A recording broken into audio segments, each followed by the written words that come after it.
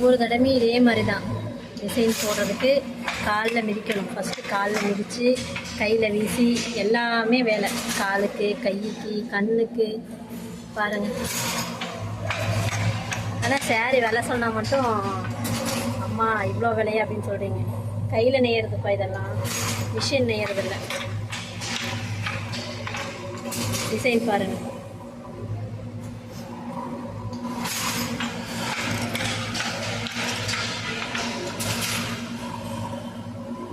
அதான் மிஷின். ஓகேவா?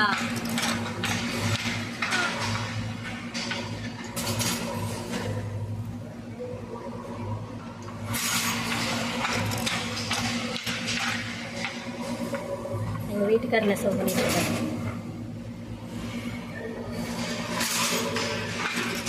கீழே எவ்வளோ கம்பி பாருங்கள். ஒவ்வொரு வாட்டத்துக்கும் இது வந்து முந்தானி, சரிங்களா? முந்தான டிசைன். இன்னும் சேரீ ஃபுல்லாக நெய்யணும். சேரீ வந்து அந்த கலர் மேனகா கலர். இது முந்தானி, ப்ளவுஸு முந்தானி இதே கலர் வரும். ஒவ்வொரு சேலைக்கும் ஒவ்வொரு டிசைன் இருக்குது. அட்டை மாற்றி போட்டால் எந்த டிசைன் வேணால் நெய்யலாம். ஆனால் நெய்கிற மெத்தேடெல்லாம் இதுதான். இன்னும் நிறைய மெத்தேட் இருக்குது. இதுலேயே சைடு புட்டால் வரும். சைடு புட்டாளுக்கிட்ட பாருங்கள், இந்த கலர் கொடுத்துருக்காங்க பாருங்கள். இதுதான் சைடு புட்டாளுக்கு.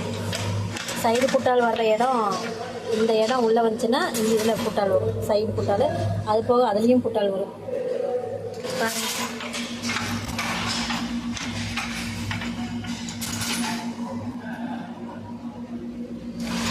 நிறைய வேலை இருக்குது அதில்.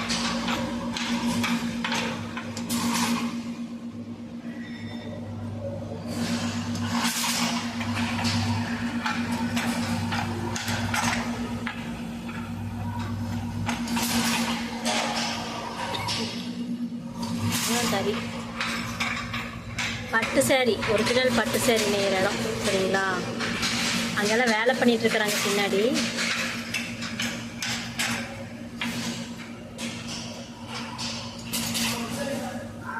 கை கண்ணு கால் எல்லாமே வேலை.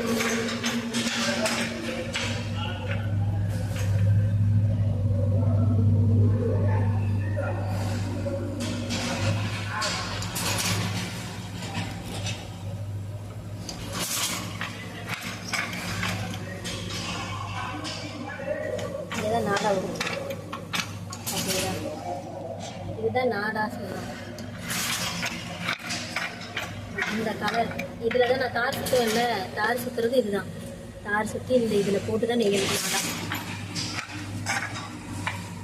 இது ஒரு கலர்.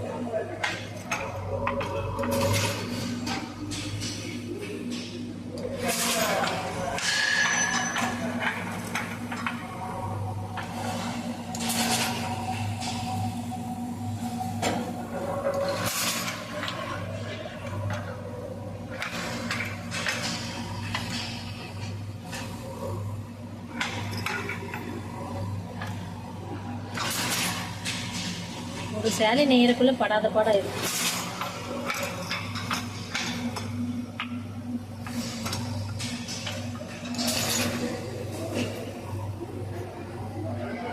அவ்வளோ டிசைன், அந்த டிசைன் அந்த பெட்டியிலிருந்து அந்த விடுதலை வந்து டிசைன் வந்துருக்கு.